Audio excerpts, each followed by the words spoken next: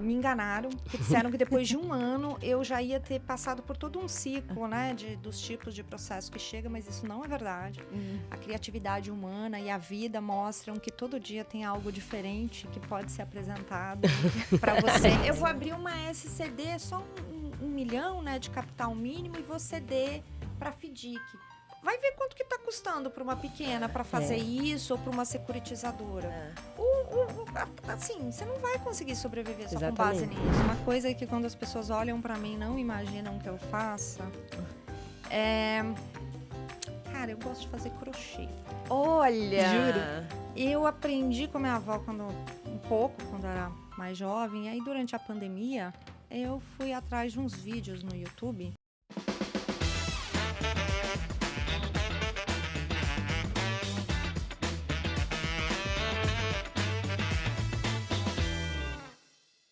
Bem-vindos a mais um podcast SOS Bacen. Hoje, autorização. Você sabe como é o processo. Você já viveu isso na sua vida.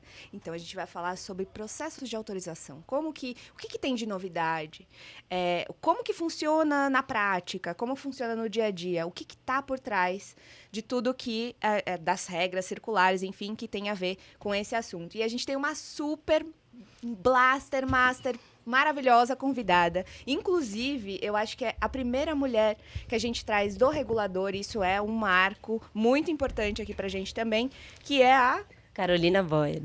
Muito obrigada. Bom, com certeza, se você já pediu uma autorização, você já viu o nome dela, você já teve a chance de poder interagir um pouco ali com a Carolina e com o pessoal ali do DEORF, do Banco Central. Vou apresentar um pouco aqui a Carolina. Então, a Carolina é bacharel em Direito pela Universidade de São Paulo, mestre e doutor em Direito e Desenvolvimento pela Universidade Federal de Santa Catarina e Visiting Scholar da George Washington University. A Carolina atuou como docente no curso de Direito da Universidade Federal de Santa Catarina e no Instituto Rio Branco. Servidora do Banco Central desde 2010, vem trabalhando em temas relacionados a processo administrativo sancionador, a organização do sistema financeiro, a resolução bancária e a meios de pagamento.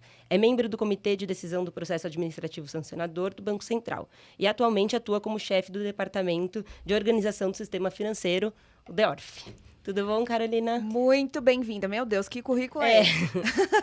Obrigada, gente, pelo convite, pela oportunidade de estar aqui discutindo um assunto assim parece tão comezinho, né, do dia a dia, mas que bem tratado ele facilita a vida de todo mundo, do regulado e a nossa, do lado de quem avalia isso tudo dentro do Banco Central. Obrigada mesmo. Sem dúvida. E acho que tem muita gente com muita dúvida nesse tema. E a ideia é justamente essa, que as pessoas possam entender ouvindo, né, de você como funciona, o que elas podem fazer para melhorar, como procurar o Banco Central em alguns casos. Então, acho que essa é a ideia aqui, nossa. Exato. Imagina, é o começo de tudo, né? Você tem que passar por esse processo, não tem como fugir.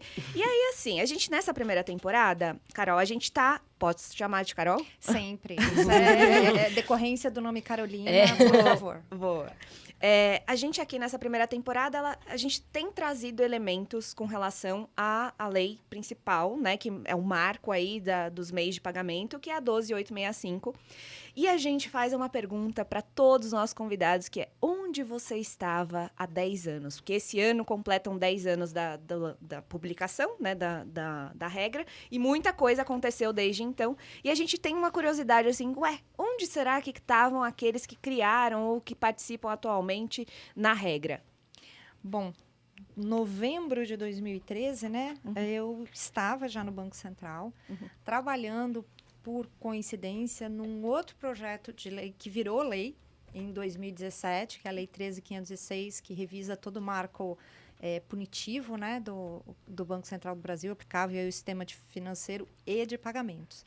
Então, naquele período, o contato que a gente tinha com o assunto era pouco, era mais ligado a essa parte punitiva, o que a gente levaria para aquele outro projeto que virou lei também. Eu comecei a trabalhar mais com pagamentos já a partir ali de 2018, 2019, que eu comecei a me aproximar mais do assunto. Ah, muito legal. E você está no DEORF desde 2020, é isso? Isso. Final de 2020, eu assumi a chefia do departamento, eu tenho um pouco mais de 2 anos agora. Eu brinco que me enganaram, que disseram que depois de um ano eu já ia ter passado por todo um ciclo, né, dos tipos de processo que chega, mas isso não é verdade. A criatividade humana e a vida mostram que todo dia tem algo diferente que pode ser apresentado para você. Então, eu Fortes digo emoções. que eu sou chefe em treinamento até hoje, porque volta e meia, gente, eu nunca tinha visto isso. Aí, quando alguém que está há 20 anos tratando de autorização falou, olha, eu também não, eu falei, pronto. Então tá... Imagina uma quantidade de história, gente. E explica pra gente, assim, quem não conhece a estrutura do Banco Central, né? Quais são as responsabilidades do DEORF? Porque eu acho que tem tantas siglas, né? DEORF, DENUZUP, que todo mundo ficou um pouco confuso. O que é? O que eles fazem? O que vocês fazem? De onde vêm? O que comem? Onde vivem? Onde vivem? Bom, onde vivem, basicamente, a gente tem representação em quase todas as cidades onde o Banco Central tem representação de fato, né? Então, a gente tem... O DEORF atua em Porto Alegre, Curitiba, São Paulo, Rio de Janeiro, Belo Horizonte, Salvador e Recife. Uau! Nós só não temos representação em Fortaleza e Belém, que são as outras duas regionais do Banco Central. Então, isso porque o DEORF é a porta de entrada de toda e qualquer instituição no sistema. Tá. Então, todas as autorizações de todos os tipos, de todos os segmentos, passam pelo DEORF. Desde da inicial autorização para funcionamento, a vida, né, o dia a dia das instituições, então as eleições, aumento de capital, redução de capital, mudança de estatuto, mudança de denominação social, transferência de controle, cancelamento da autorização, quando você decide, enfim, que você quer fazer outra coisa da vida. Então, tudo isso passa pelo DEORF. A gente tem em torno de 50 tipos de processo de autorização, de vários tipos, ali dentro para todos os segmentos. Caramba! É muita autorização. E tem a estrutura que suporta tudo, para todo esse volume, né? Bom, aí vamos definir suporta, né? Hoje o departamento tem 140 servidores, melhor, 139, porque eu estou liberando um para um estágio em outro departamento a pedido. Então, a partir de alguns dias, 139, para cuidar de todo esse ciclo.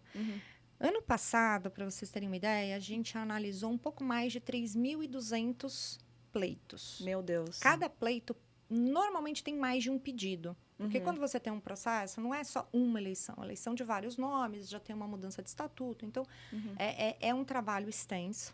A gente tem conseguido desempenhar isso por conta de um comprometimento grande de equipe, investimento em tecnologia. Então, a gente tem uma série de automatizações do processo de trabalho que permitiram manter isso ao longo do tempo.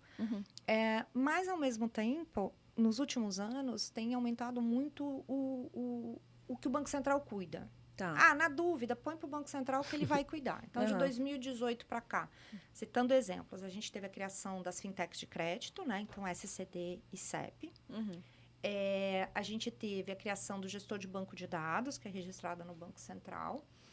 A gente teve mudanças no mercado de pagamentos que geraram impactos, como a criação do documento eletrônico de transporte pelo Ministério do Trabalho, que gerou, dos transportes, que gerou muita demanda na área de pagamentos. A gente tem discussões vinculadas ao PAT, né? O Programa de Alimentação do Trabalhador, que gera um impacto também. E, mais recentemente, a aprovação da legislação relacionada a ativos virtuais, que traz, né, as exchanges ou VASPs, ou enfim, como a gente queira chamar, para o espaço regulado do Banco Central, e a gente ainda não tem ideia do impacto disso.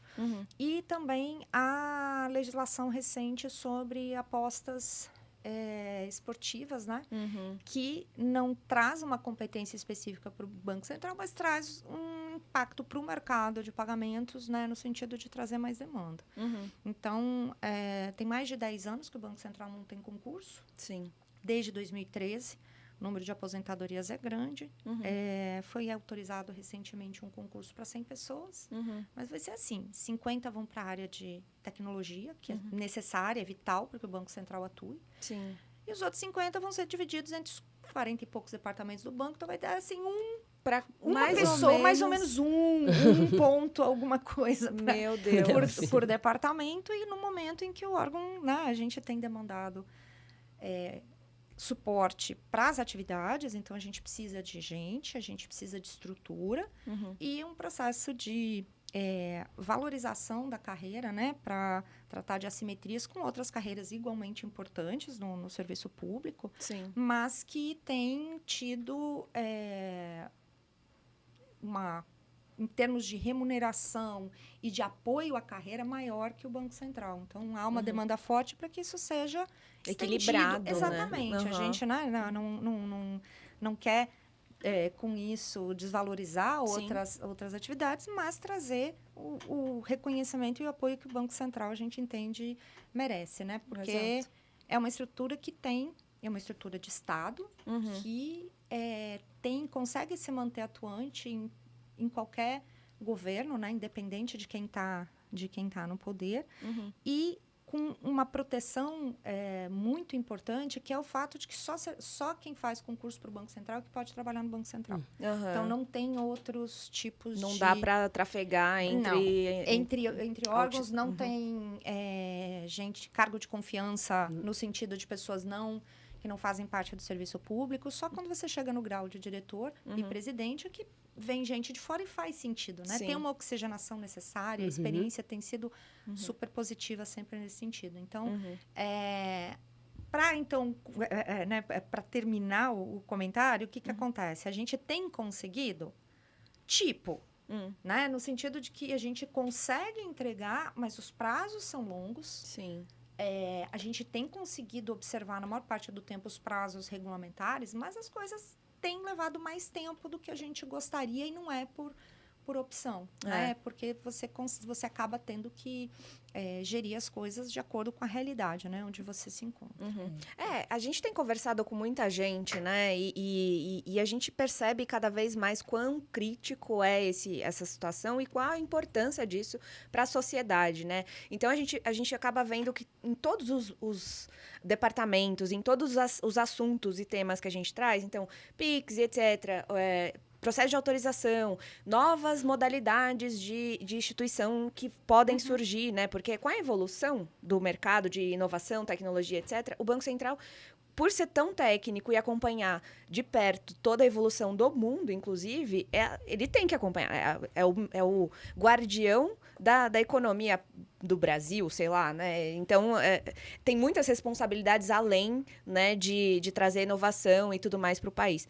Se isso não acompanha também com as pessoas que estão ali, com reconhecimento, dando suporte, dando ferramentas, isso realmente é muito crítico. Então, a gente está aqui também super no apoio em todos, né, nessas linhas de diálogo, enfim, aberto para que a gente tenha esse estímulo e consiga manter, pelo menos...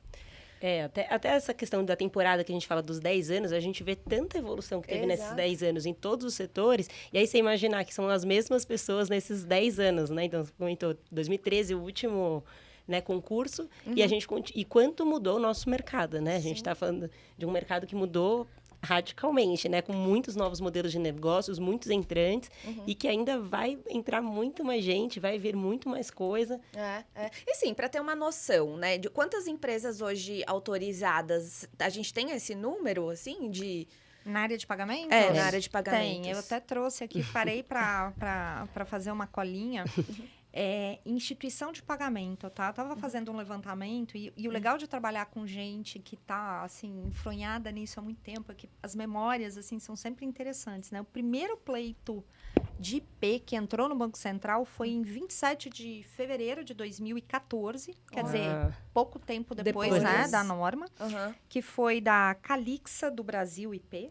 Olha só. E em maio de 2016 saíram as primeiras autorizações, que foram da GetNet e da JSL Arrendamento Mercantil. Foram as primeiras aprovadas nesse contexto. Desde então, a coisa acelerou muito, né? A gente tem hoje, de instituições de pagamento autorizadas, 110, tá? 84 arquivamentos.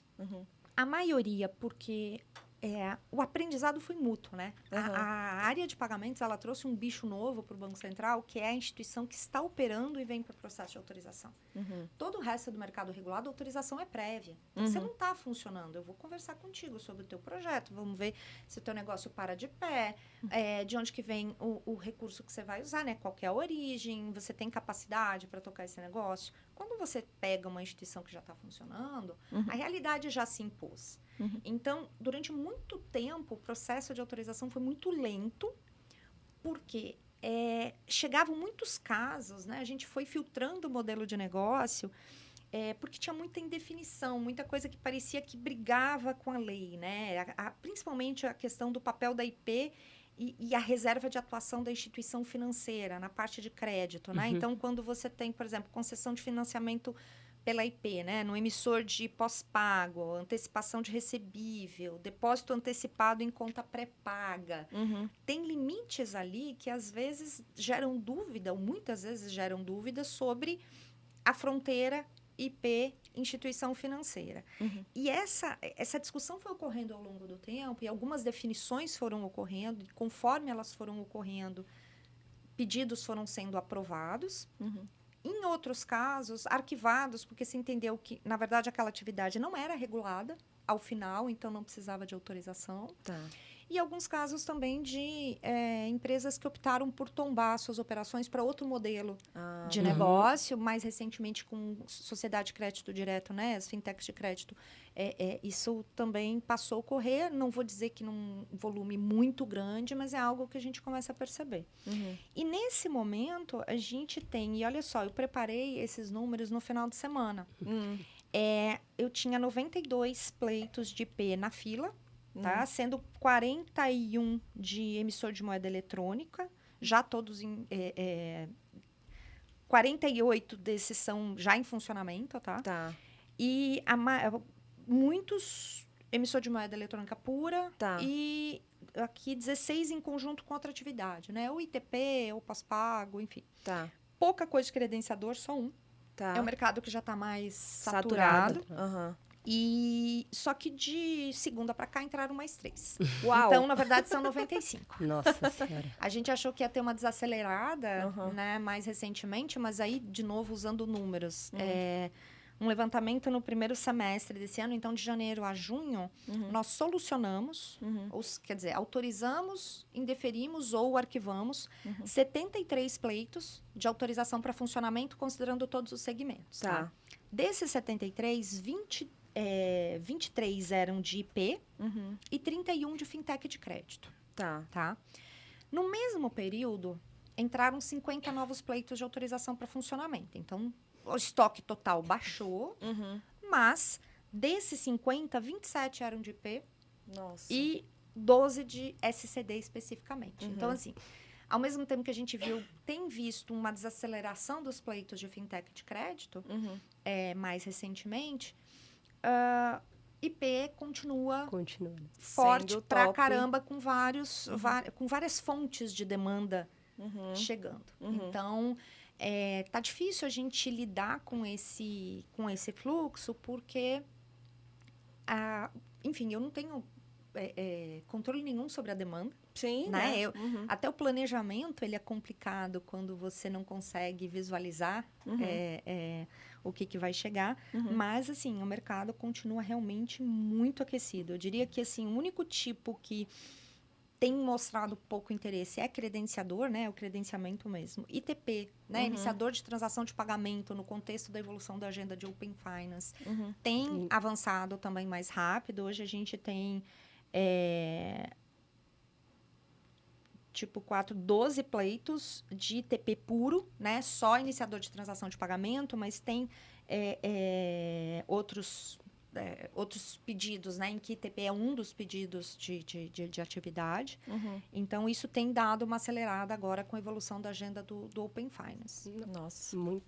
São muitos pedidos, né? E impressiona mesmo essa questão do emissor de moeda eletrônica ser ainda o que disparado aí, né? Se a gente No for ranking, os primeiros, E eu não sei se o Banco Central tinha imaginado que ia diminuir o número de pedidos quando as autorizações, depois de março de 21, começaram a precisar ser prévias. Então, se você for começar a sua atividade depois de março de 21, você primeiro precisa pedir autorização no Banco Central.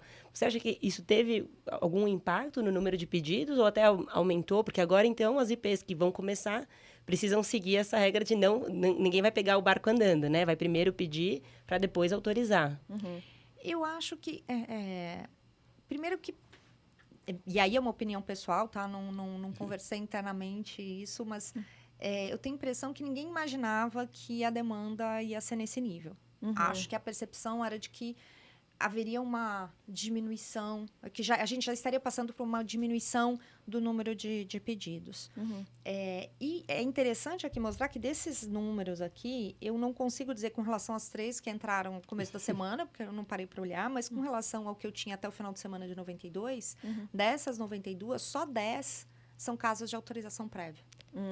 Então, assim, ainda tem muita coisa do mercado chegando. Exatamente, antigo. E aí você tem, acho que o modelo do moedeiro eletrônico puro, eu acho que ele só se sustenta dessa forma quando você pensa na aplicação dele em segmentos produtivos da economia, né? Falando um pouco o termo da moda agora é embedded finance, né? Você ter um braço financeiro para uma atividade. Tem atividades que faz mais sentido você integrar uma atividade de pagamento ali no meio. Outros que são mais uma rentabilização de uma base pronta ali de clientes e fornecedores que você pode, enfim, agregar uma atividade, né? Um valor ali específico. Mas eu acho que está muito ligado a esse lado, quando a gente pensa no moedeiro puro, né? Porque hoje, para sobreviver, dado o grau de competição, você tem que diversificar, né? Sim. Você tem que oferecer outros tipos de serviço. Então, você tem caso de oferecimento também de serviço de tecnologia, às vezes, né? Produtos voltados para a pessoa jurídica em si, né, nesse contexto. Mas eu acho que é mais ou menos isso que a gente tá trabalhando, né? Nossa, porque assim, hoje com esse mercado multidisciplinar, é difícil você ter algo muito, sei lá, como no passado. Um banco normal, que já tinha as regrinhas, já pressupunha qual ia ser o modelo de negócio. Agora, chegam para vocês, então, diversos modelos, e aí vocês têm que entender cada um que chega, para saber os impactos, as implicações e etc. Então, nada é peculiar. Tudo tem uma especificidade ali no modelo, e aí vocês têm que se aprofundar para entender se é sustentável ou não, e etc. É isso mesmo que acontece? Ou estou aqui viajando? Não, eu acho que é por aí mesmo. E aí até, assim, puxando a ideia do né, autorização, como é que ela funciona, quando você chega com um pleito, que a pessoa leu a norma, né, então mais ou menos entendeu o que você está falando, e ela colocou no papel, né, nas declarações, que hoje o processo é declaratório, né? A gente teve aí uma evolução recente interessante nesse sentido, o processo de autorização passou a ter uma pegada declaratória mais forte, com um nível maior ou menor de informação estruturada, já agregada a essa declaração, a depender do segmento, mas você tem ali uma declaração. Tem muito caso que a pessoa pega e copia um pedaço da norma.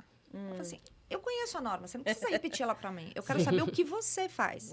Como é que o teu negócio acontece. Sim. A gente já teve caso de estar no ponto de indeferir quase um pleito, porque da maneira como a empresa estava falando, a gente estava lendo que ela estava fazendo um negócio que não podia. Até que a gente apertou. E ele falou, não, mas eu faço assim e assim. Falou, espera aí, mas isso não é o que você colocou no papel.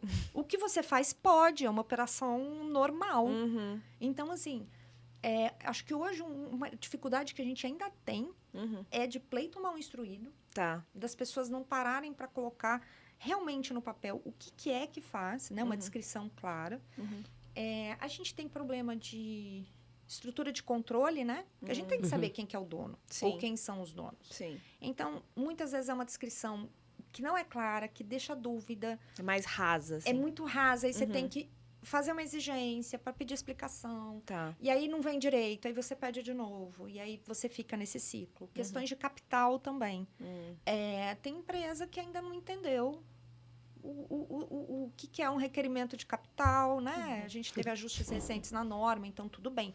Tem um período agora de adaptação, mas mesmo antes disso, a gente não pode autorizar uma empresa que está com capital virado, negativo, que não tem, demonstra que ali não tem como continuar atuando com aquele nível de capital. Viabilidade do negócio é essencial, você vai passar a ser regulado. Sim. Você tem obrigações. Então, E para IP tá super claro na norma, né? Deveria. E assim, mas eu tenho um investidor que pode aportar recurso. Desculpa, capital não tem cheque especial.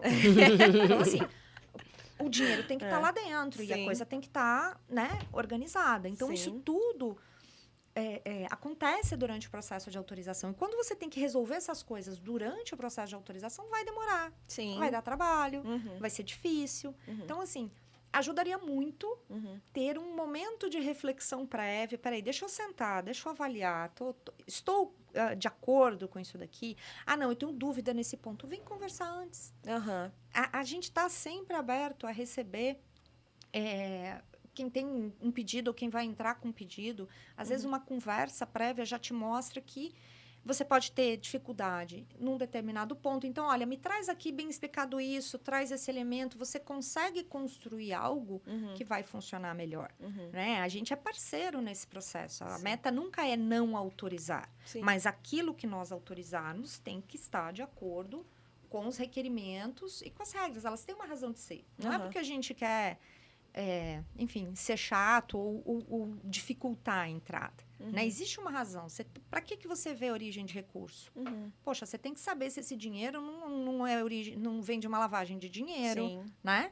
Você quer ver capacidade econômica para quê? Se a instituição tiver um momento de estresse, tem que ter alguém que possa injetar recurso ali dentro. Exato. Você vai ver reputação de controlador, por quê? Porque a gente não quer ninguém quer uma pessoa que possa gerar problema no mercado, que possa gerar dúvida, né? Que questione a confiança índole, né, exatamente ali. do mercado. Então, há uma razão de ser para essas exigências. Então, quanto mais for refletido esse processo antes, eu acho que mais fácil se torna a autorização em si. A instrução, ela pode fazer o processo, então, ir mais rápido. Com certeza. Uma boa instrução. Porque, às vezes, é melhor, então, você perder tempo antes de instruir seu processo, fazer os ajustes necessários, né? O capital. Com certeza. Né? Entender o controlador, definir bem esse controle. Vamos fazer um acordo de acionistas, então, né? E Com para depois certeza. conseguir uma autorização mais rápida. Porque, às vezes, acho que nessa ânsia da empresa fazer de querer... um protocolo. Tem que fazer, tem uma meta tal. E aí você entra e aí, de repente, fica ali, vindo ofício. Você pode levar muito mais tempo, com certeza. Eu acho que faz sentido. E uma outra coisa que eu queria observar aqui é que esse processo declaratório, ele veio numa tentativa de simplificação, né? Vamos tentar tornar esse processo mais fácil de entrada no sentido de não ser tão burocrático, vamos dizer assim. Mas, por outro lado, ele depende da lisura das declarações feitas. A gente já tem casos de indeferimento de autorização para funcionamento por declaração discrepante. Não vou usar a expressão falsa, porque eu não quero atribuir um crime a ninguém, mas declarações que não condiziam com a realidade. Então, assim, não é porque é declaratório que a gente não vai ver nada. Sim.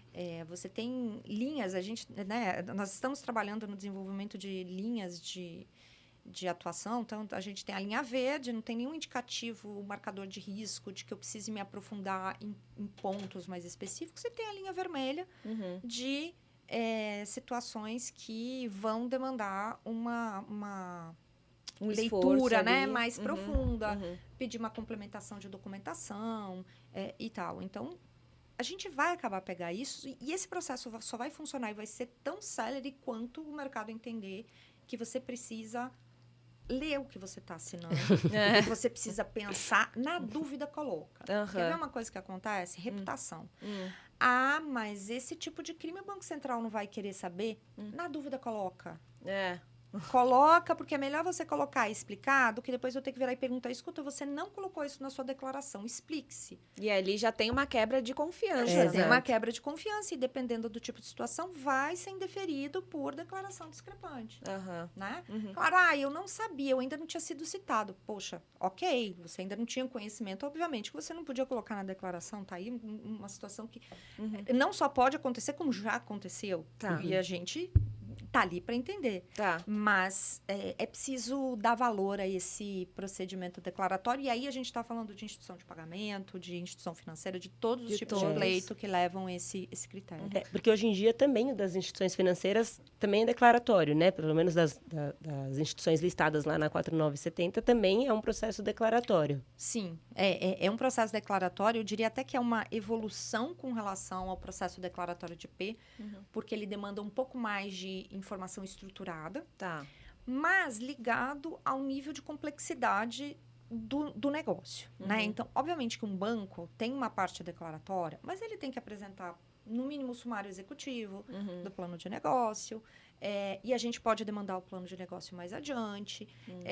O fato de você não apresentar o plano de negócio antes não significa que você não deva fazê-lo antes, inclusive. Isso eu acho que é uma grande dúvida, né? As pessoas acho que vão deixando para depois e aí, de repente, aí o Banco Central pede, me passa aqui o seu plano de negócios. Ai, meu Deus, tem que fazer.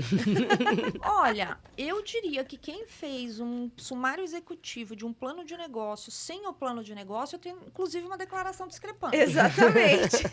Porque, assim, é uma ficção, então, né? É só uma ideia. Eu tô pensando aqui. Do que se você não fez o plano de negócio antes. Então, assim, de novo, há uma razão para isso. Você tem que pensar no teu negócio. A gente pede para ver quanto, né? Como é que você se vê em X tempo. Sim. Né? Então, como é que você sabe como o teu negócio vai se comportar nesse período? Que critérios você está levando em consideração? Que cenário você está considerando? Qual que é a tua estratégia em relação a um ou outro? Sim. Isso é básico para você pensar no andamento de negócio. Sim. Não é só, capital mínimo é baixo, acho que eu vou abrir uma aí para ver como é que é. Tá, daí você vai ver como é que a vida é difícil, tá difícil para todo mundo, inclusive para instituição financeira. Sim, é muita competição, muita concorrência. Eu vou abrir uma SCD, só um milhão, né, de capital mínimo, e vou ceder para FDIC. Vai ver quanto que está custando para uma pequena para fazer isso ou para uma securitizadora. Assim, você não vai conseguir sobreviver só com base nisso. Então, assim, esse pensar antes, ele é fundamental. O estudo preliminar é fundamental para a própria empresa, né? Não só para o mercado depois, para ela não... Claro, ninguém quer jogar dinheiro fora. Sim, exato. Né? Então, é preciso refletir sobre isso antes. Mas eu acho que tem uma certa, não sei, fantasia com relação a esse tema, né, de sou uma fintech, tenho um banco, tenho não sei o quê. Até quando, sei lá, já vi aí, né, histórias de pessoas fizeram um protocolo, comemoram.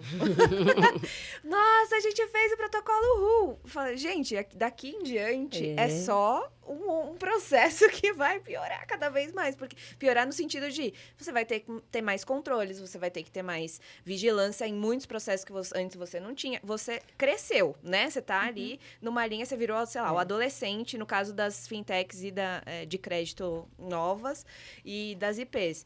E você vai ter um tratamento de adolescente, mas quase adulto. Sim.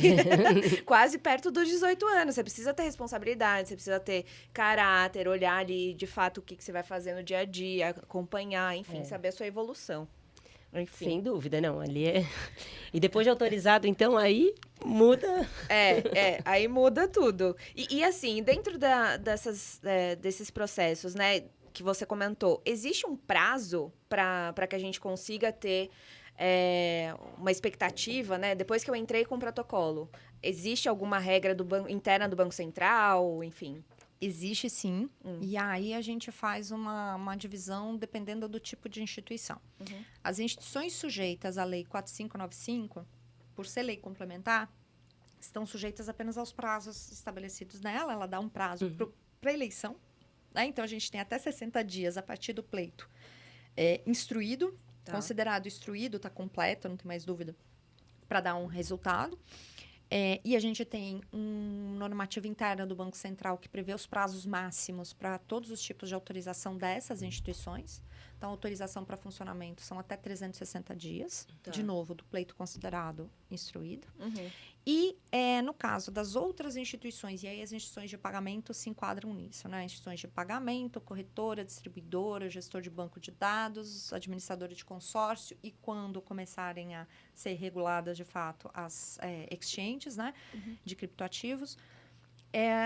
Como elas não têm o guarda-chuva da 4595, elas estão sujeitas à Lei de Liberdade Econômica, né, que trouxe de maneira expressa a possibilidade de autorização tácita se você ultrapassa o prazo previsto para autorização. No caso delas, e aí eu vou generalizar aqui, eu não lembro especificamente gestor de banco de dados, vou confessar, mas o prazo de autorização para funcionamento também é até 360 dias do pleito considerado instruído, né?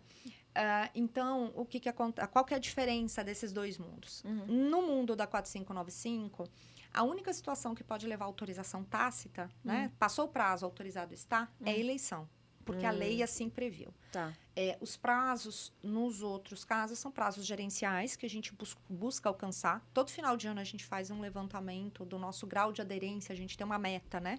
De aderência aos prazos previstos. E a gente costumava bater 98%. Eu confesso que andou caindo porque, né, a gente vem de um período do ano passado de greve, que impactou muito o prazo. Esse ano a gente tem operação padrão em andamento, né, por parte dos servidores, que também tem impactado o prazo, mas são prazos gerenciais. No caso das leis sujeitas à Lei de Liberdade Econômica, se a gente não observa o prazo, aí pode existir autorização tácita para qualquer tipo de autorização aplicada a elas, tá? Mas existe daí um outro normativo interna do Banco Central que prevê todos esses prazos, está disponível no site da instituição, então todos podem avaliar, lembrando que e aí, de novo, aquela ideia, se você pensar bem no seu processo antes de entrar com ele, fica mais fácil você ver esse prazo. Porque se você entrou, mas está faltando um monte de coisa, desculpa, você não entrou direito, não está valendo. A gente tem, de novo, o processo tem que fazer a exigência, você tem que complementar a informação, e aí o prazo vai andando, né? Hoje, a gente tem levado, no caso de IP, em torno de 6 a 8 meses para conseguir a agenda de um analista para analisar o caso. Nossa.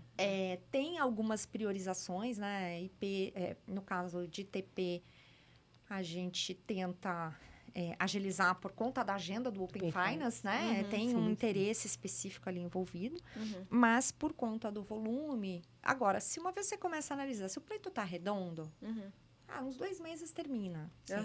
Sabe? Dá para ser rápido. A gente tem dificuldade de começar. Na hora que começa, se o pleito está redondo, você consegue andar rápido. Então, daí, de novo, a importância de você... ter esses cuidados na hora de colocar na mesa. E aí, na sua visão, quais seriam esses cuidados? Assim, além de, então, falar com vocês previamente, tomar cuidado na própria regra, né? O que diz, não copiar a regra que já está ali. O que, além disso, né? Quais as dicas que você daria também para a gente já ter, olha, um protocolo com os pleitos já sólidos, né? Mais estruturados? Olha, eu acho que não tem muito segredo. É ver os requisitos, assim, se teu pleito é de emissor de moeda eletrônica por volumetria, você calculou direitinho, mostra como é que tá ali. Teu capital você julga que tá ok? Explica, mostra, olha, tá assim, os requerimentos estão assim, o meu requerimento de capital, né, tá assim, sou de conglomerado, não sou, né, a tua estrutura, ela é aquela tradicional zona, eu tenho alguém que tem 50% mais joia. Não é. É uma situação diferente. Eu tenho uma situação de controle com menos de 50%, mas é controle por conta disso. Já traz isso pronto, explicado, já pensa que isso vai ser uma questão que vai ser questionada e traz isso definido. Eu tenho um fundo... dentro da minha estrutura de controle, não tenho. Por que eu considero que não tenho? É um fundo estrangeiro. Qual que é a personalidade desse fundo lá fora? Personalidade jurídica, né? Eu digo assim, como é que ele funciona? Esse tipo de coisa vai ser questionado depois. Então, se você traz isso pronto, não quer dizer que a gente não tenha alguma dúvida, mas às vezes é uma dúvida que você resolve numa conversa, você não precisa fazer uma exigência. Então, isso tudo... a origem de recurso está clara, né? De onde que veio, se você, dependendo da operação que você está fazendo, capacidade econômica também. Minha capacidade econômica não é tradicional, no sentido assim, o dinheiro não está numa aplicação, num banco, eu recebo dividendo de outras empresas. Traz isso colocado, mastigado, sabe? Que isso acelera o processo, ajuda... Os diretores também, né, dentro ali do processo, observar quem são, quais são. Sim, tem capacidade técnica, porque assim, dependendo do tipo de operação que você está fazendo, você precisa de alguém com um determinado perfil, né? Então, acho que refletir sobre isso antes ajuda nesse processo. E aí a gente está falando de coisas tradicionais, não estou nem falando... pensando aqui, tem um caso antigo no Rio de Janeiro que eu acho interessantíssimo, não é relacionado ao IP, mas dentro dessa ótica de origem de recurso. Já teve um pleito e o gerente do Rio, ele é muito engraçado, ele falando, não, mas vocês têm que ver caso. Eu já tive aqui de um que a origem de recurso era comprovante de aposta de corrida de cavalo. Não acredito. O cara ganhou dinheiro nas corridas de cavalo. Tá. Né? O que você faz com isso? Claro que essa é uma situação, né, fora da curva, não é o nosso dia a dia. Às vezes é algo tão simples quanto uma declaração de imposto de renda que não está muito certa, que dá um pulo de um ano para o outro, que veio do quê? Putz, esqueci de incluir tal coisa no meu imposto, faço uma retificação. Ok. Resolveu o problema, então tá fazendo sentido, né? A evolução patrimonial tá ancorada, tá demonstrada, você consertou o problema. Normalmente é mais assim, a aposta de cavalo é meio fora da curva, mas aconteceu, tá? Aconteceu. Meu Deus do céu. E nesses problemas mais frequentes, assim, que você possa citar e compartilhar aqui com a gente, tem esses casos peculiares, né, de apostas e tal, mas quais são os que mais aparecem, assim, para vocês, pra gente tentar evitar? Eu acho que um desafio hoje, pensando na questão de controle, né? A gente tem o desafio hoje de lidar com situações não tradicionais de controle. Então, durante muito tempo, a gente centrou muito no, olha, tem que ter controle tradicional, 50% mais um, ou tem que ter um acordo de acionista com tal e tal e tal cláusula. Só que as coisas foram evoluindo. Então, a gente começou a enfrentar agora um pouco mais situação de true company. Então, eu não tenho um controlador de fato definido, né, controlador pessoa física, no final, quero dizer. Situações de controle abaixo de 50%, situações... e uma dificuldade em situações que você fala, mas parece que tem controlador, mas eles estão dizendo que não são. Não são por quê? Tá. Que tipo de poder eles não têm que permitem a eles alegar que, apesar de terem uma capacidade de direcionar o negócio, isso não significa controle. Não significa controle o quê? Só para o Banco Central? Ou para o mercado, para outras atividades também? Então, eu acho que essas situações, elas têm trazido muito desafio. Porque, de um lado, a gente tentou abrir, vamos dizer assim, o leque de possibilidades para o mercado. Ok, então eu não vou exigir em 100% dos casos um acordo de acionista. Mas qual que é a opção? E aí, eu acho que é uma brincadeira que eu faço, que a gente sempre pode escolher ter razão ou ser feliz. Exato. Se você escolher ter razão, e você tem todo o direito de escolher ter razão, a gente vai ter que discutir, vai ter que avaliar, vai ter um monte de reunião para discutir o assunto, que daí vai ver isso, vai ver aquilo. Pode ter que consultar a procuradoria, a que fim que nós vamos chegar. Leva tempo. Ser feliz significa seguir o caminho que a gente já conhece, que já foi testado, a gente sabe que dá certo. Então, de repente, é o acordo de acionista, sim. É alguém dizendo, então eu vou comprar mais X ação aqui, vamos resolver isso daqui fácil, tá? Eu tenho aqui. Ou, não, tá tudo bem, eu vou me declarar controlador, então, aqui para fins do Banco Central, porque, prudencialmente, é fundamental a gente ter identificação da cadeia de controle. Se, ao final, essa cadeia de controle não tem uma pessoa física ao final... Ok, mas eu conheço a cadeia de forma a identificar isso. O que não pode ter é qualquer tipo de... como é que eu vou dizer assim, isso não pode estar obscurecido. E não é não tem porque eu não sei. É não tem porque eu vi e não tem ao final. E se tiver, eu identifiquei.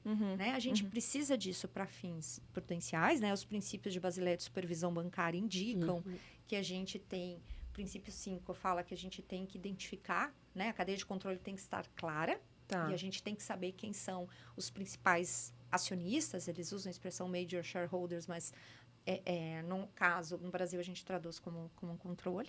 E se isso não é possível, é porque o mercado, enfim, a instituição se organizou daquela forma, você lida com isso. Mas você tem que conhecer esse processo. E isso é importante, até lembrando que o Brasil agora deve passar por um novo FSAP. Né? É uma nova avaliação do processo de supervisão do Banco Central. Tá. Mais proximamente. E a gente hoje é aderente a esse princípio, né? Na última avaliação foi, então é importante. Essa é uma parte importante do trabalho que a gente faz. Que demonstra, né, a solidez ali do mercado e etc. E a confiabilidade também, né, das instituições que estão autorizadas aqui, com certeza. E em relação, acho que, aos modelos de negócio, a gente falou um pouquinho. Então, acho que tem muitos modelos novos, né? Tem até, a gente está vendo super apps agora que tem. Então, assim, a gente tem hoje modelos que fogem ali do tradicional. Em relação a esses novos modelos, existe alguma recomendação? Existe alguma forma que o Banco Central está enxergando? Ou não? Realmente, esses modelos vão precisar de uma avaliação, às vezes, um pouco maior do Banco Central para poder entender ali qual que é a parte que, de fato, cabe ao Banco Central dentro de tudo que eles fazem. Olha, eu acho que o mercado, de fato, tem evoluído muito, né? O processo, a agenda do Banco Central de competição e de estimular a entrada de novos agentes no mercado, acho que gera essa situação. Você tem conjunções, né? Montagens de licenças que geram um conjunto de atividades que pode ser prestado, que parece tipo banco, mas não é banco. O pessoal, tem gente no banco que chama de instituição múltipla não bancária. Nossa, né? Por quê? Vai pegando uma orelha de coelho, um focinho de coisa. E aí você tem, num grupo, você tem uma licença de IP, uma DTVM, uma financeira. No final do dia, parece que você tem tipo um banco, mas você não tem um banco. Ter um banco também tem uma série de regras e vamos dizer, proteções que essa estrutura aqui também não tem. Então, isso quer dizer que isso é um problema para essa construção de licenças? Não. Mas a gente tem que saber diferenciar o que é banco do conjunto de licenças que prestam serviços semelhantes ou específicos que atendem a uma demanda dessa forma. Então, você tem tanto de um lado, assim, aqueles super aplicativos que juntam, né? Inclusive, daí você vai juntando oferta de seguro, você vai trazendo outros serviços ali agregados, você pode fazer um investimento, você pode comprar um criptoativo, né? Você pode fazer uma série de coisas, mas você não tem, normalmente, uma única empresa por detrás disso. Você tem um conjunto de licenças, né, que criam essa instituição múltipla não bancária aí e que vai atuando nesse sentido. Eu acho que uma preocupação que existe, e aí também, de novo, falando, né, do meu ponto de vista, é com a maneira como o mercado percebe para não criar confusão entre banco, instituição financeira bancária e empresas, né, ou aglutinação de licenças que prestam serviços semelhantes, né? Porque a depender, vamos lembrar que a depender da conjugação de licenças que você está falando, se você se o teu dinheiro está numa instituição financeira, e aí não necessariamente só banco, mas assim, você tem o fundo garantidor de crédito por detrás. Se não você não tem o FGC, você tem outras garantias. Se a gente está falando de uma IP, o dinheiro tem que estar apartado. Mas são coisas diferentes, né, que funcionam de maneira diferente. Então, assim, eu acho que a preocupação maior é em não criar confusão, principalmente para o consumidor que consome esses produtos, de onde que ele está colocando, né, o que ele está usando, que tipo de garantia deriva de cada modelo, para além da questão do acesso e do custo. Porque Claro que muitas vezes a primeira preocupação, eu consigo, eu tenho acesso, mas chega um momento em que você tem que poder avaliar, né? Olha, que tipo de segurança eu tenho usando essa opção ou essa opção. Então, assim, ter isso claro para o mercado é algo importante, eu entendo. A comunicação precisa estar bem transparente ali. Várias regras do Banco Central já direcionam nesse sentido, né? Tanto IPs, enfim, precisam ter claro quem é o prestador do serviço financeiro, o que ele está prestando de fato, se ele terceiriza ou não aquela atividade. Até para todo mundo, né, que usa o serviço, ter para quem que ele vai recorrer se acontecer alguma coisa. E puxando esse gancho, acho que a gente pode também falar do modelo de base, que também hoje tem muita questão no mercado, né? Como é que o Banco Central vê, principalmente nessa parte de autorização, esses modelos, né? Essas instituições que oferecem serviços de base, né? Do Banking as a Service, né? Da plataforma White Label para outras instituições. É um assunto instigante mesmo. Eu outro dia estava chamando de qualquer coisa as a service. Exato. Porque não é só bank as a service. Não. É bank, é crédito, é cripto as a service. É qualquer coisa as a service. Esse é um assunto em discussão no banco. Há uma preocupação em entender os modelos de prestação de serviço, de pagamento, de maneira geral, para avaliar, né? E pensando no segmento como um todo, o que é razoável que possa ser, né? Que tipo de serviço pode ser prestado por qualquer IP, sem que isso gere risco não razoável para o sistema, e o que deveria ser prestado por instituição autorizada. Porque tem situações que, vamos supor que você... Vou chutar aqui um cenário. Você está oferecendo um serviço... Você não é autorizado, você está oferecendo um serviço que pode implicar trânsito de dinheiro aí por você.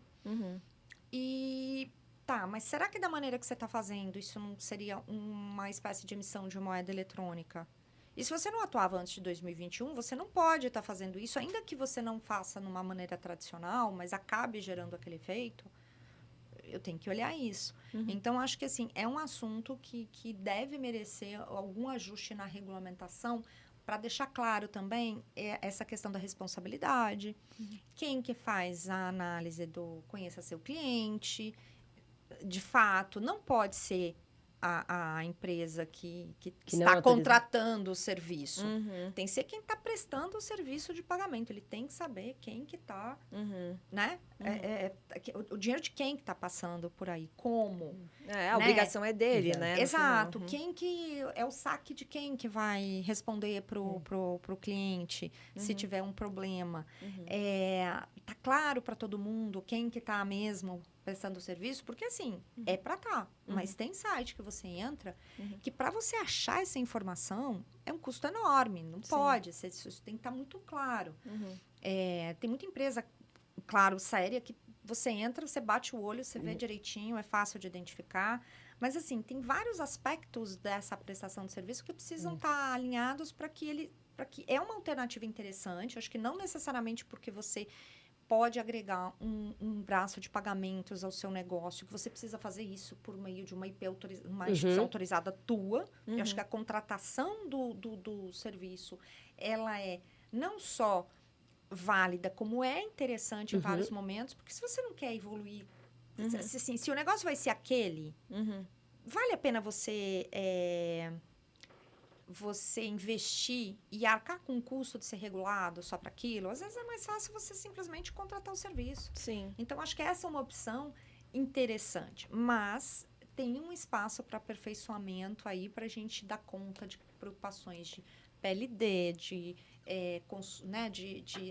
conduta, né, com relação aos consumidores e de ter certeza que a inovação, ela deve ocorrer, mas dentro dos limites, né, claro, do que a legislação coloca. E, enfim, para a gente poder ver o que está acontecendo, né? Então, podemos ter novidades nesse setor. Seja, tem mais a ver, então, com a instituição autorizada, que tem a licença, do que com aquele que contrata esse serviço, na visão de vocês? Mais ou menos, porque se a gente tiver uma regra mais clara de como o serviço pode ser prestado, Tá. a pessoa que contrata também vai ter mais claro o que ela está contratando. Tá. Né? Vai ter menos confuso. Porque se tiver claro que, olha, quem tem que fazer política que conheça seu cliente, o que o prestador de serviço tem que exigir no contrato da pessoa que está lá interessada em ter, né, o serviço prestado, tem que ter de informação que ele tem que ter acesso. Isso tudo vai ficar mais claro, acho que para todas as partes, e a gente pode conseguir chegar a um cenário mais organizado e mais seguro da prestação desse serviço. Tá. O fato de ser autorizado ou não tem acho que muito mais a ver com... Porque tem atividades que não faz diferença. Prestação de serviço de tecnologia, por exemplo, não faz diferença. Tecnologia ligada a pagamento, ok, não tem. Agora, quando você está falando de recurso do poupador, Sim. aí faz diferença. Sim. Aí tem a regra de autorização prévia agora para emissor de moeda eletrônica. Aí você tem que ver se na prática aquilo que está sendo feito não acaba subvertendo de alguma maneira essas regras que, como eu disse, tem uma origem, né? Você tem uma razão para ter esse tipo de preocupação. É mais ou menos similar, vocês estão pensando com correspondente, que tem já uma regra, uma lei específica ali, que vincula ou não? Não é autorizado, né? Mas tem uma regra e a responsabilidade do autorizado. A responsabilidade é sempre do autorizado. Em qualquer situação, com regra ou sem regra. Tá. Mas eu acho que, assim, ainda está um pouco cedo para dizer exatamente o que vai ser o modelo, mas, assim... isso ontem, até recentemente, a gente estava ontem num evento aqui em que o chefe do departamento de regulação, João André, mencionou que o assunto está em estudo, né? Tem oportunidades de melhoria, mas eu acho que ainda é um pouco cedo para dizer exatamente como que vai ficar. Mas é um assunto que está em evidência, que está sendo... discutido, pesquisado internamente. E além desse, quais outros assuntos também estão na pauta de vocês, que você acha que é importante compartilhar aqui com a gente, que tem a ver também com essa evolução, né, com o histórico de assuntos, de casos que têm chegado para vocês, vocês querem arrumar de alguma forma, otimizar, melhorar, enfim? Tem algo nesse sentido? Alguma medida provisória, sei lá, alguma... Bom, com relação a assuntos que já estão no Banco Central, tem uma discussão relacionada à Resolução 4970, mais de instituição financeira, né? Sobre participação de fundos de investimento na cadeia de controle, né? Porque a norma de IP, ela expressamente prevê a possibilidade de fundos de investimento como participantes qualificados e proíbe no controle. Só que a norma de instituições financeiras ainda é silente. E a gente tem expectativa de que haja um ajuste para que seja usada a mesma estrutura que existe na norma de IP para IF, né? Fundo de investimento como participante qualificado. E não como controlador. E não como controlador. E aí, para resgatar um pouco essa discussão, esse assunto ele não estava na pauta até pouco tempo atrás, mas acho que mais ou menos uns 2 anos atrás, talvez um pouco menos, numa opinião jurídica, né, da nossa procuradoria, colocou que a maneira como a gente tinha a redação das normas de autorização, nenhuma delas permitia que fundo fosse qualquer coisa na estrutura por conta não a personalidade, mas a ausência de personalidade jurídica própria de fundo na legislação brasileira, né? Eles são considerados condomínio pelo Código Civil. E quando a norma sempre falou de pessoa natural ou jurídica. Só que como o fundo tem CNPJ, e a gente nunca parou a gente nunca tinha discutido essa questão específica da categorização aqui no Brasil, até porque no exterior, em várias legislações, o fundo tem personalidade jurídica, né? PJ ou algum tipo de PJ.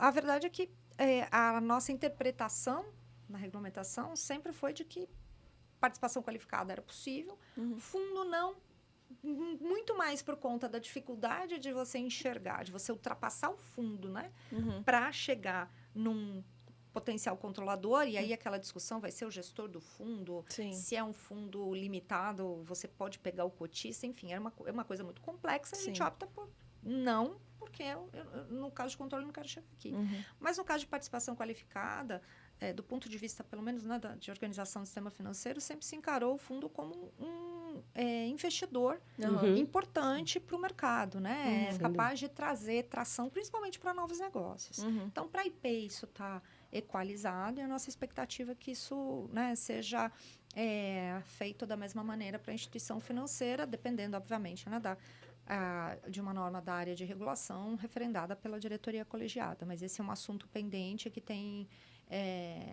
levantado um pouco de preocupação aqui, porque a gente sempre, né, vê casos chegando e situações que precisam ser administradas na prática. Uhum. Né?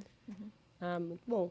E em relação ao subcredenciador, existe alguma expectativa de regulamentação? A gente já ouviu aí nos corredores, né, regulatórios que temos por aí, essa história, vai regular o sub ou não?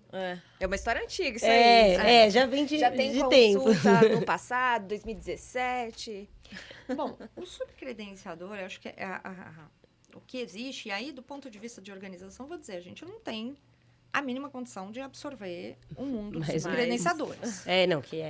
Então, o que a gente tem discutido e defendido também internamente é um movimento de fortalecimento, aperfeiçoamento do papel do instituidor do arranjo e do credenciador, que são, né, os pontos de verificação da atuação do subcredenciador nessa relação.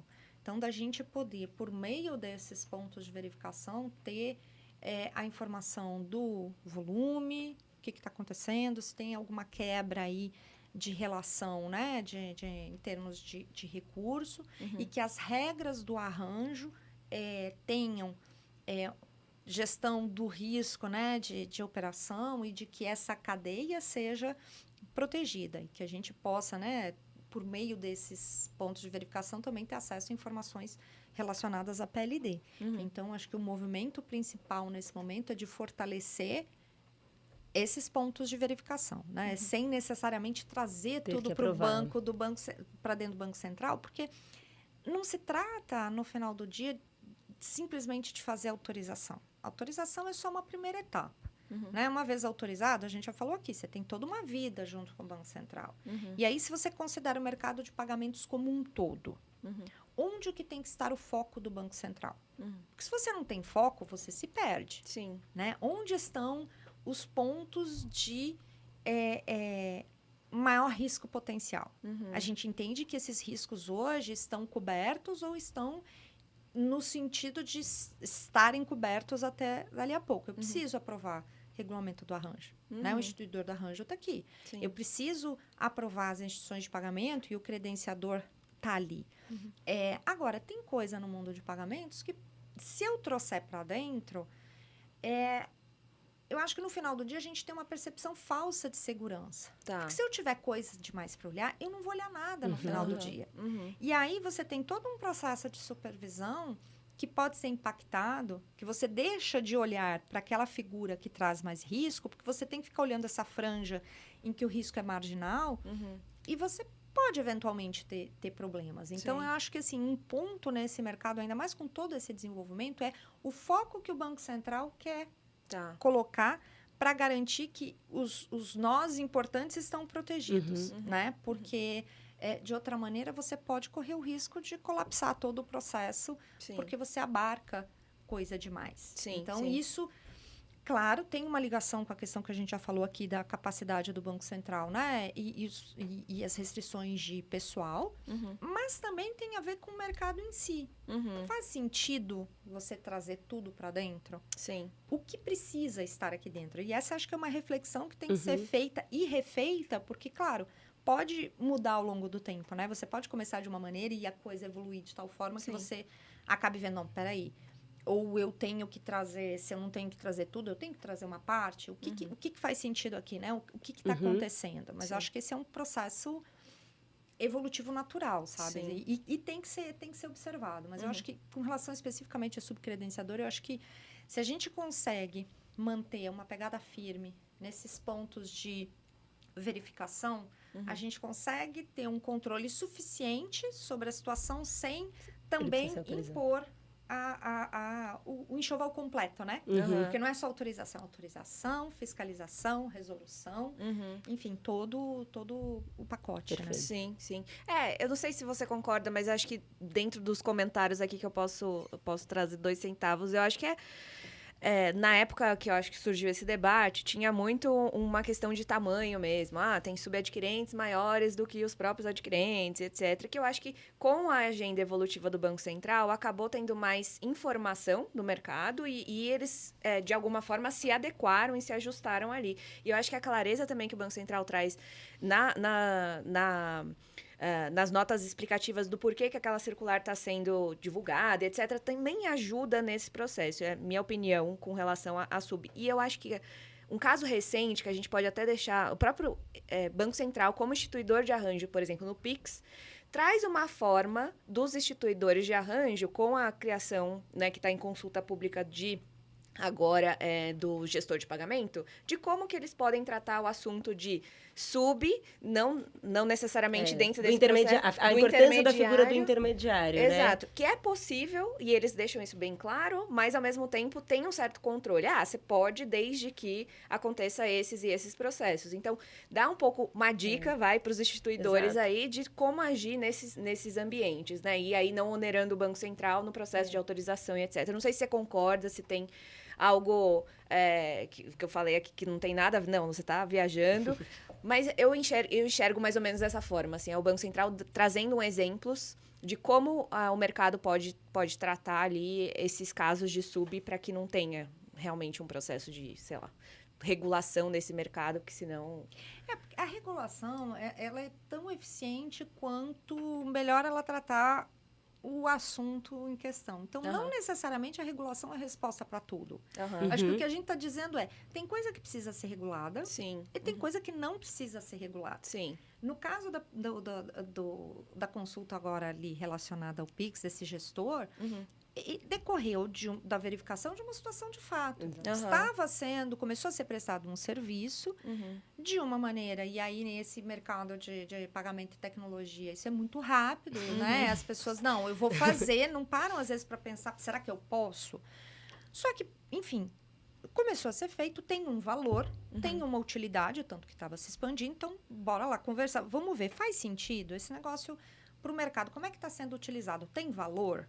Consigo ver uma maneira de como os sistemas funcionam, disso ser oferecido dentro da minha linha de produção aqui, dentro daquilo que eu vejo que tem que acontecer nesse segmento? Então, vamos lá, consulta pública, vamos ver, estou pensando assim, vamos ver o que o mercado traz de feedback das experiências, vamos ver o que dá para construir. E eu acho que isso tem acontecido em vários momentos do mercado de pagamentos. A própria figura do Bank as a Service, ela não está escrita na norma que você pode fazer assim. Sim. Até que alguém começou a fazer. E se propagou de uma maneira muito rápida. Então, vamos pensar, da maneira como está acontecendo, tem alguma coisa que eu tenho que ajustar nesse processo para garantir segurança, mas sem impedir que a inovação ocorra, né? E nem sempre, ser regulado é a resposta. Às vezes e tem que ser.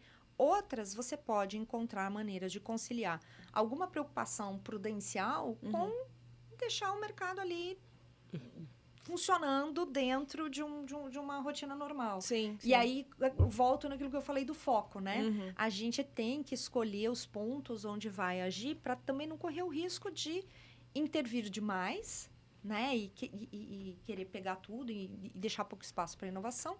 Mas também tem que olhar a inovação com um olhar de regulador e ver se até que ponto ela traz algum tipo de risco. Então, acho que esse é um processo contínuo mesmo. Sim, sim. Nossa, um grande desafio, né? Nossa, com certeza. Não, a gente pode aqui, eu acho que ficar falando esse assunto, eu acho que é muito gostoso, assim, né, de discutir e tal, porque eu acho que tem um leque de temas que envolvem, né, o processo de autorização, a jornada depois da autorização, que também envolve o trabalho que vocês fazem, né, até porque, sei lá, o movimento da empresa, ela vai tendo ações e obrigações que vão passar pelo DEORF de qualquer forma, né, mudou o estatuto, aí vai lá e manda para vocês aprovarem. Mudou o diretor XPTO, também tem esse processo. Então, aí, sei lá, surge exchange de... Essa vai ser um desafio, né? Vai ser um bom desafio. Eu acho que, assim, não sei, se você quiser comentar um pouquinho, só pra gente também finalizar aqui nesse... Eu acho que a gente pode até convidar depois, mais pra frente, para trazer mais elementos, mas... Pauta não falta para esse tema. Pauta não vai faltar. Mas como que vocês estão enxergando, né, esse processo dessas exchanges, né, dessas empresas de apostas esportivas e tal, que a gente chegou a pincelar aqui um pouquinho, mas... não sei se você quer trazer algum elemento de preocupação de vocês, uma visão mais recente com relação a esse assunto, porque esse assunto tá quente, né? Tá quente no Congresso. Até uma previsão, né, das consultas públicas, né, das VASPs, das exchanges. De fato, esse assunto ele tem ocupado bastante espaço já antes da aprovação da lei, né, dentro do Banco Central. Tá. Sim, tem uma previsão da primeira consulta pública sair nos próximos dias, e nos próximos dias leia-se. Calma. Pode ser, assim, eu não tenho certeza. Tarde vai sair. Não. F5 no Banco Central. Quinta-feira, geralmente 6 horas da tarde. Senhora, eu acho que semana que vem, meu Deus. Não sei se é bom ou ruim. Eu acho que, assim, próximos dias é uma maneira de dizer, assim, a gente tem aí ainda alguns nesse dias... semestre, né? Acho que antes de acabar, mas, assim, não quero dizer, olha, vai ser em outubro, porque vai que atrasa um pouco, mas a gente sabe que nos próximos dias a primeira consulta... Então, tem 2 consultas iniciais previstas. A primeira deve, então, nos próximos dias, trazer uma discussão, uma parte mais... Não é texto, uma parte conceitual, né? Para alinhar alguns pontos... Entendimento do mercado e etc. Exato, também sobre como presta algumas atividades, as próprias definições que a lei traz. Algumas definições são negativas, né? Então, você... ter um alinhamento aí melhor de alguns conceitos. E uma segunda consulta no próximo semestre, início do próximo semestre, sobre a parte de acesso, e aí pensando já mais no modelo de autorização, tá? E aí, isso está em construção ainda, essa parte de como vai ser o modelo de acesso. Mas eu acho que é bem razoável a gente usar parâmetros do que está acontecendo agora para outros segmentos. Tá. Então, assim, deve ter uma pegada declaratória também, mas com informações estruturadas. É um tipo de negócio que vai chegar funcionando em muitos casos, né? A gente entende que os primeiros que devem chegar devem ser daquelas empresas que já estão em funcionamento. Então, a gente tem uma série de lições aprendidas do segmento de IPs que podem ser aproveitadas. Então, assim, a possibilidade da gente pedir... E aqui eu vou usar a palavra como gênero, tá? Não com uma definição específica, certificações. Tá. Desde, né, a gente está discutindo isso, a utilidade de você poder pedir, por exemplo, dependendo do tipo de atividade que você vai ter custódia. Tá. Então, poxa, o que uma empresa de criptoativo que faz isso tem que ter em termos de tecnologia? Tá. De que maneira eu posso ter uma visão mais clara do que ela já tem? E aí, certificação nesse sentido é algum tipo de teste, validação. E aí, a gente também está conversando com o mercado para entender o que já tem hoje, o que já é feito, que possa eventualmente ser aproveitado. Para que já venha no processo de autorização dizendo, olha, eu, empresa tal, faço isso, tenho aqui, olha, eu tenho essa tal... certificação, relatório de asseguração, coisa que o valha com relação a essa tecnologia, PLD, porque ela já tem que cumprir hoje, né? Sim. Como é que tá? De repente, pode ser um relatório de asseguração de uma auditoria independente que diz que, olha, eles têm uma política que está aderente a tal item da resolução que trata disso, ou, enfim, algo nesse sentido. Capital. Cara, começa a auditar o teu capital aí, vamos, né? Vamos ver balanço auditado, eu quero chegar aqui, alguém que pelo menos já parou e olhou. Acho que tudo isso faz sentido. São coisas que não fogem de algo que, né, para IP a gente ainda não implementou, né? Enfim, aquela coisa de você tem que priorizar, né? Os processos, mas a gente tem uma discussão que está em stand-by, mas que eu gostaria de retomar quando possível, de certificação da parte de tecnologia, que hoje a norma já prevê e a gente ainda não implementou. Então, né, estender para isso. Acho que tem uma discussão de capital mínimo. E assim, gente, vamos combinar. A gente não... Assim, de novo, aqui opinião pessoal. Tenho defendido isso internamente, mas essa é uma discussão que, obviamente, envolve todo o Banco Central. Tá. Mas eu entendo que você não pode pensar, vamos colocar um capital mínimo baixinho para as empresas poderem entrar. Não vamos criar barreira. Não se trata de barreira, se trata de sobrevivência. Como é que você pode imaginar que você vai ter uma empresa de criptoativo com 1 milhão de capital mínimo para ser autorizada? O que dá para fazer com R$1 milhão? Se um software, assim, mediano de controle de PLD custa R$350 mil por mês aluguel do software. Faz sentido numa atividade baseada intensiva em tecnologia? Não faz. Que isso vai ser o ponto-chave, inclusive, né? Pois é. Então, assim, se você quer desenvolver algo, a gente vê, todo dia acontece algum problema envolvendo... o serviço fica indisponível, tem vazamento de dado. Sim. Tecnologia é tudo hoje. Para esse negócio, muito mais. Sim. Então, assim, eu não quero arriscar aqui nenhum número, mas eu quero trazer essa preocupação de que tem que ser um capital capaz de suportar a atividade que está sendo realizada. Né? E esse capital mínimo é mínimo mesmo, mas se o teu plano de negócio disser que você quer fazer A, B e C, não vai ser o capital mínimo que vai resolver. Suportar. Você tem que, né, demonstrar que, olha, eu tenho tanto porque... que é suficiente para aquilo e para quanto tempo vai durar. Então, acho razoável também presumir que as mesmas preocupações sobre estrutura de controle que existem para outras autorizadas vão existir aqui. Né? Vai ter análise reputacional. Está todo mundo preparado para isso? Certamente a gente tem aí algumas instituições que operam, algumas empresas que operam no mercado de criptoativos hoje, que já tem no grupo uma regulada. Né? Às vezes uma IP ou uma SCD. Então, elas já passaram por um processo mínimo de autorização. Alguma coisa já a gente conhece. Então, né, já viram como é que é isso. Então, acho que tem alguns parâmetros, né? Ainda que não aqui, né, dizendo exatamente quais vão ser os requisitos, mas acho que tem parâmetros que são uniformes, né, em todo o segmento. Sim. Então, E quando você comenta que tem no grupo, vai poder uma instituição já autorizada pegar essa atividade para fazer? Então, a gente tem hoje uma IP. A IP pode falar assim, agora eu quero começar também a trabalhar com a parte de cripto, né? Ser uma exchange. Ela vai poder pedir essa autorização nesse CNPJ ou não? Tem que ser CNPJs diferentes. Já existe essa discussão? Tem. Parte da discussão envolve isso sim, né? A lei traz essa possibilidade de instituições já autorizadas poderem também atuar. E aí, acho que está se discutindo ainda se vai ser um caminho de um pedido de uma autorização específica, como se fosse uma carteira, né? Por exemplo, carteira de câmbio. Você quer operar em câmbio, você tem que pedir uma carteira. Ou se vai ser uma autorização regulamentar, então, tais e tais tipos podem operar, e aí, enfim, só uma questão de comunicar, supervisão, para ver se tem algum problema. Isso acho que está em discussão, mas também envolve daí os tipos de instituição que podem fazer isso. Acho que um ponto, e aí eu não consigo te responder definitivamente se IP pode ou não, eu tenho uma opinião, e tenho, assim, o que está sendo discutido em termos das instituições autorizadas que vão poder.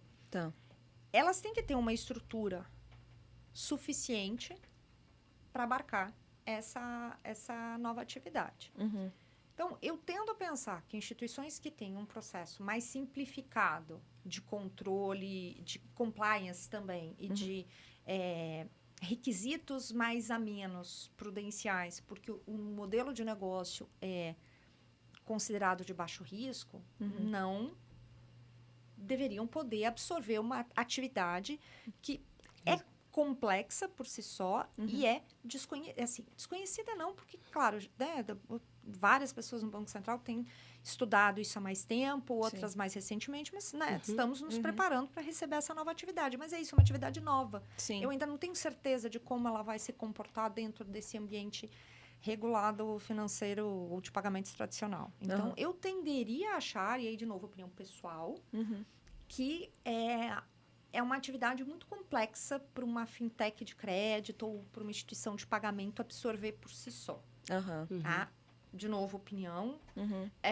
Mas o assunto está em discussão, né? E eu acho que sempre existem soluções e soluções para o que está sendo discutido.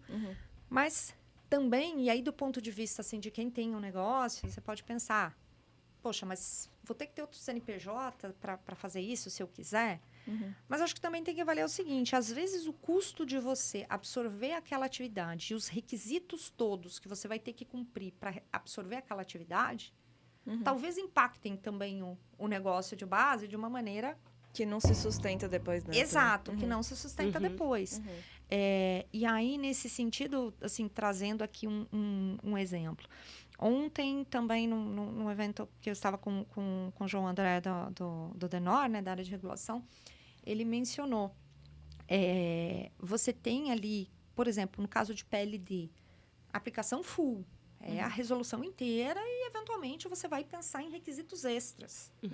Isso tem impacto para o seu negócio. Então, acho que tem uma avaliação também de quem quer, né, oferecer, de como isso pode impactar. Mas acho que, enfim, como eu disse, esse ponto ainda está em discussão de que instituições efetivamente poderiam. Eu, pessoalmente, acho que fintechs de crédito, IPs, talvez, assim... Fintech de crédito, tenho certeza. Sim. IP... Depende ainda do tamanho. Pode ser, talvez, tempo. quem sabe. Então, assim... Vamos estudar. Mas acho difícil. Eu acho que tem... Pelo menos nesse início ali, né? E tem coisa que com o tempo pode evoluindo. A gente tem a própria conta de pagamento. Sim. Ao longo do tempo, foram evoluindo, né? As instituições que puderam oferecer esse instrumento. Então, assim... Eu acho que talvez de partida, talvez eu tenderia a ser um pouco mais conservadora e limitar um pouco para ver como isso vai se comportar. Sim. E depois, ao longo do tempo, talvez abrir ou abrir uma parte, né? Ou abrir um determinado tipo de atividade, outro não. Acho que isso é uma construção que está, né? Está acontecendo e acho que talvez fosse mais seguro seguir nesse caminho, mas vamos ver o que no final dos dias e até a partir das consultas públicas mesmo que vão ser feitas, né? O que vai vir de feedback com relação a isso. Sim, de insumo, etc. Cenas dos próximos capítulos. De tédio a gente não morre definitivamente. Ninguém nesse mercado morre de tédio. Exatamente. Ô Mari, e agora pra gente fechar aqui o nosso dia com a nossa super convidada que... Caramba, deu uma aula aqui pra gente, né? Faz uns 3 encontros aqui pra gente poder passar por tudo. A gente vai fazer aquela pergunta ou não? O que você acha? Acho que pode fazer, melhor, né? Melhor. Assim, Carol, a gente tem o costume de entender quem é a pessoa por trás, né? Todo esse trabalho que você explicou pra gente, de todo esse esforço que vocês trazem aí no dia a dia, enfim, na construção evolutiva do mercado de meios de pagamento. Mas quem é a Carol no dia a dia, né? E a gente tem pensado muito como perguntar isso e uma das coisas que a gente sempre busca é o que você faz que as pessoas nem imaginam, assim, que a Carol faça no dia a dia, né? Algo diferente. Diferente. Um exemplo, assim, bem diferente, bem inusitado, assim. A Alô, por exemplo, ela gosta muito de fandangos. Mas não é qualquer tipo de fandangos. É o murcho. Ela gosta de fandangos murchos. Ela não quer a crocância do fandango, entendeu? Sabe aquilo que o pessoal fica, né, tipo, anos, sei lá quanto tempo pra conseguir descobrir a melhor crocância? Não, ela não quer. Não precisa disso. Ela abre, deixa aberto e come depois. Imagina, a PepsiCo agora vai me bloquear. Todas as concessionárias já me bloquearam. Eles vão pedir ajuda pra você. Olha, essa é boa, inusitado. Fandangos murcho não é pra todo mundo. Não, é diferente. Deixa eu ver, uma coisa que quando as pessoas olham pra mim não imaginam que eu faça. Cara, eu gosto de fazer crochê. Olha! Juro. Eu aprendi com a minha avó quando eu era mais jovem. Aí, durante a pandemia, eu fui atrás de uns vídeos no YouTube. Então, é um passatempo, né? Assim, que também ajuda a desacelerar a cabeça, dar uma sentada. E aí eu gosto, enfim. Eu achei engraçado que um dia eu levei junto, e tô, né, mencionando isso, porque eu levei junto, e um colega do banco olhou. Cara, jamais pensaria que você fazia isso. Eu falei, uai, por quê? Agora tem cara pra isso? Mas, assim, as pessoas olham pra mim e fazem. Então, eu gosto de fazer. Imagina, você deve entrar num estado meditativo ali fazendo, né? Enfim. Mas faz tudo? Não. Assim, a regra é a seguinte: eu faço um negócio que não é independente do tamanho, eu não tenho que ficar parando a cada carreira para contar ponto. Tem que ser um negócio que entre numa rotina automática. Então, assim, eu tenho feito manta e toquinha para doação, junto com a minha tia e minha mãe trabalham numa oficina de costura. Centro Espírita na cidade onde elas moram, em Santa Catarina. Então, a minha contribuição eu vou fazendo e levo, né? Santa Catarina, uma região, no inverno é frio. Sim. E elas fazem kit de primeiro ano de vida para bebê, para famílias atendidas ali por eles, né? Dificuldade e tal. E aí eu faço e vou levando. E aí a produção depende do nível de estresse. Tá. Dependendo do que tá rolando no trabalho, assim, a produção é maior. No último mês tiveram três caixas grandes. tipo assim, mas é um negócio que eu gosto. Me dá satisfação, assim, de fazer e de... Enfim, como eu disse, é uma maneira de desacelerar a mente, né? Com certeza, desacelera e ainda faz um bem, né, para as pessoas sociais, muito legal. etc. Muito legal muito mesmo. Legal. Realmente, não é algo que a gente imaginaria. Muito bom, muito bom.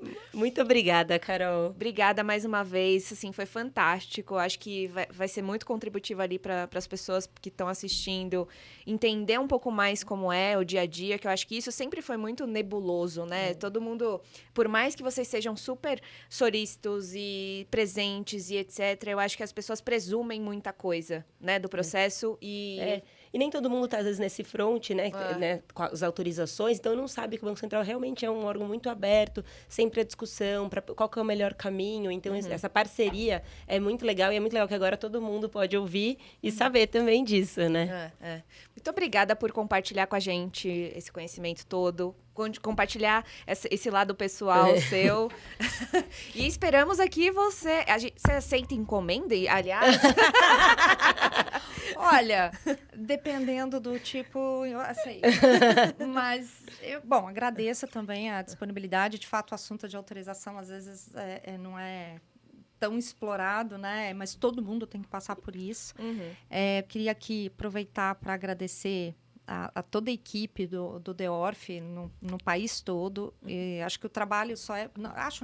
tenho certeza que o trabalho só é possível porque, assim, tem uma equipe fantástica, pessoal sempre disposto a construir, a colaborar. É um trabalho que, às vezes, é repetitivo, né? Quando a gente está no que a gente chama de pico das eleições, né? Todo ano tem assembleia, então você entra processos aos milhares e estão ali pegando junto. Tem, assim, o trabalho só é possível por conta deles, né? A gente está aqui, questiona, colabora, tenta resolver problemas, mas, assim, esse dia a dia só é possível por eles e também pelos colegas do banco, assim, como um todo. Várias áreas colaboram, o processo ele não é sozinho, a gente precisa muitas vezes de ajuda da fiscalização, da área de normas, da área de resolução. Então, assim, é sempre um trabalho colaborativo e eu acho que a prova de que é um banco central só, né? Dentro das suas caixinhas, a gente trabalha junto e eu queria deixar aqui o reconhecimento à equipe, que é sempre fantástica e, assim, de fato, a gente está à disposição para conversar sempre que necessário. A coisa que já chega alinhada, né? A expectativa também alinhada, ela facilita a vida de todo mundo. Então, acho que, assim, é benefício mútuo no final do dia e a gente sempre quer...